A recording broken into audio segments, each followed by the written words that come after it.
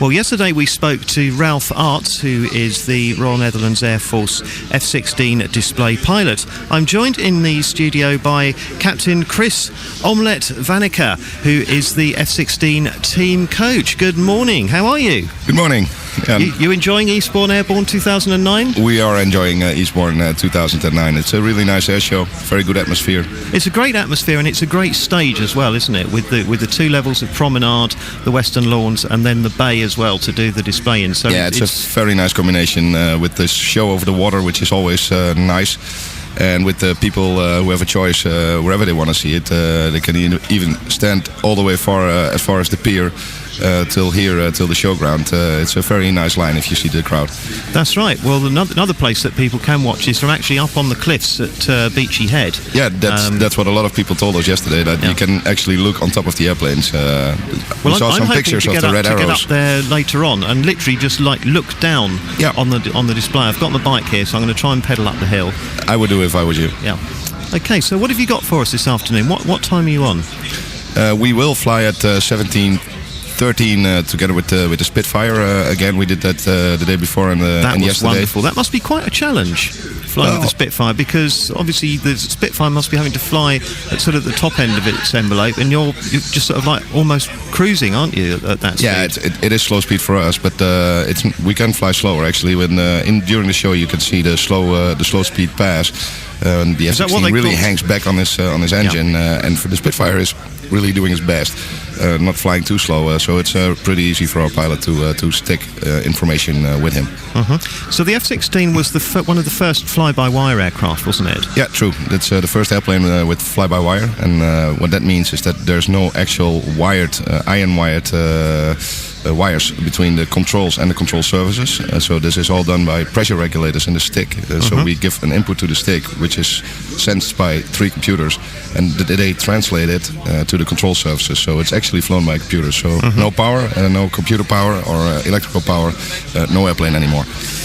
Yeah, but obviously you have many computers, so it's all backed up. It's very redundant, and we hadn't had any problems with it so far. So that's one of the reasons that most modern aviation commercial airplanes have fly-by-wire as well. That's right, and I know that they have several computers as well. So you know, it's a very safe system. Okay, does it make the plane easier to fly? Yes, actually it does. When the F-16 was developed, it was developed as a fighter, obviously. The problem with a fighter is that a normal airplane, like a Cessna 172, we all know, like a sports plane, a little sports plane, or a jumbo jet.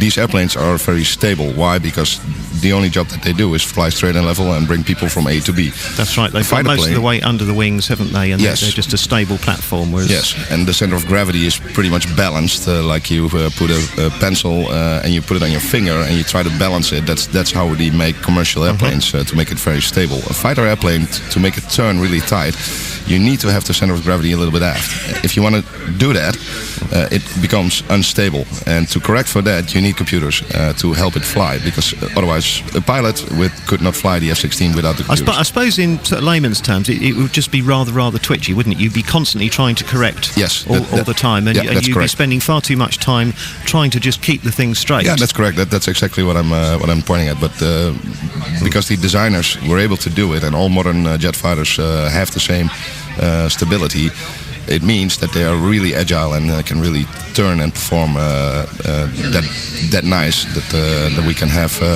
a lot of benefit from when we meet adversaries.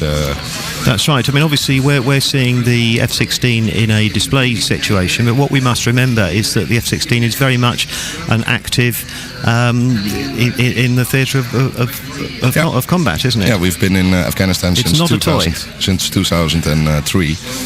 So that's a long time, and we are still there, based in Kandahar, together with the Americans and the British troops over there.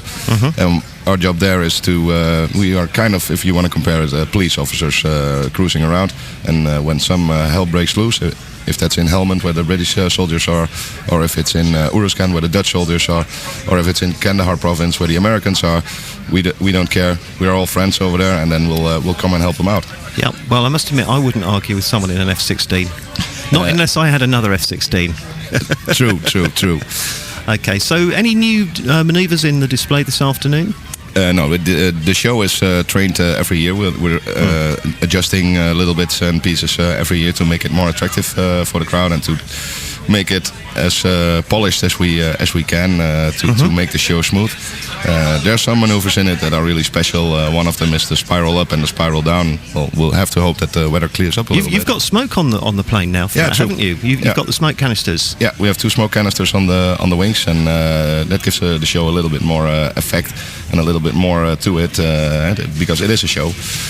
So the people can really enjoy seeing the wings move with the smoke binders. They help us a lot for the public. Excellent. Well, let's hope that the cloud base disappears and we can get a nice high display in. How high do you actually go up? Is it about 8,000-9,000 feet, something like that? It's about 12,000 feet. Yeah. We don't have any respect for airspeed and altitude when you fly a jet fighter. It's amazing the power that the plane has. It's so overwhelming. It must be such a buzz when you just open that throttle up and you get the full force and the afterburner kicks in. It must just be so exhilarating. Yeah, we always when we take a passenger in the back seat, sometimes the Air Force allows us. Then one of the first things we do is give them the acceleration rush, which I always tell them, like, okay, when I hit the throttle in a bit, then you just try to get your arm forward and grab the dash, and you will not be able. So I mean, compared with like a really, really fast motorbike, like a Hayabusa or a Blackbird or something like that. Something like that. You really get a kick in the back and get pushed hard in your seat, and it just goes and goes and goes. It has no limit. And is it comfortable in there? Yeah, actually the seat in the F-16 is very comfortable. It's tilted 30 degrees backward, so it's actually a lying. You're reclining then? Yeah. It's almost like being on a deck chair. True. And one of the most beautiful secrets about the F-16 is that it actually was a design error. The engineers who developed the F-16, they thought of a very good airplane, but they forgot about the pilot. And when they figured out, like, hey, we need to... Who's going to drive it? Who's going to drive it? Shit, there's no room for a pilot here.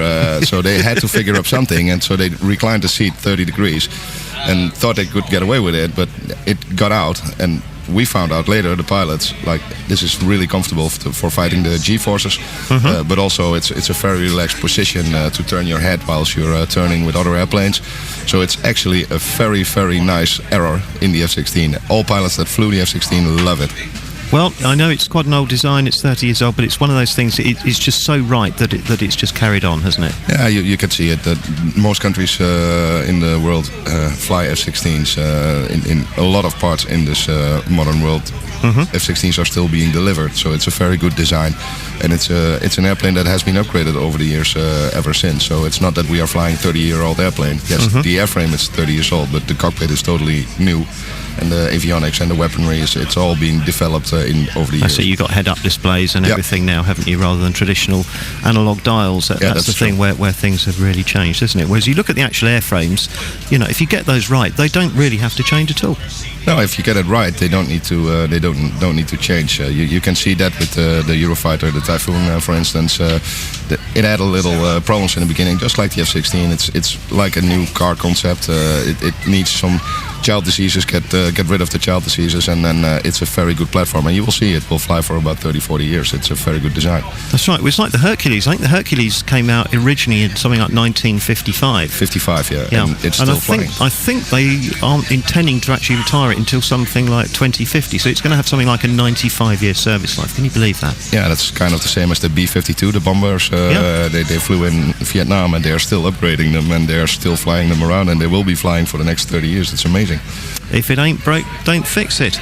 Okay, Captain Chris Omelette Vaneker. Can I ask why they call you Omelette? Yeah, you can.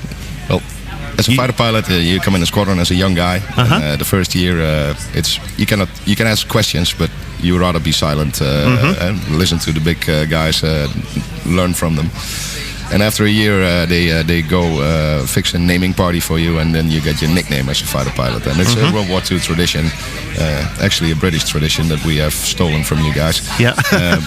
No, we borrowed it. And you cannot say anything about it. They give it to you. So Shaq, did he explain his name? He did, yesterday? yes. About my name is the heating oil. Yeah. Yeah, that's a very good one. And mine was I used to be a bouncer in my previous life. So I did that for a couple of years while I was a student in economics. And Bouncer was absolutely a too nice name for me, because it's a manly name. And if you translate Bouncer into Dutch and you make it a Dutch word, it's called omelet. So Right. in the English it doesn't sound really nice, but well, I think it's funny, and I always laugh when people ask it. Excellent. That's a great story. Well, Captain Chris Omelet Vaneker from the Royal Netherlands Air Force. He's the coach for the F-16 display team. Really looking forward to seeing the display a little bit later on. Hope the weather and the cloud base really improves for that. Excellent stuff. Can I play you a song? Bit of Deep Purple I hear you're partial to. Yeah, smoke on the water.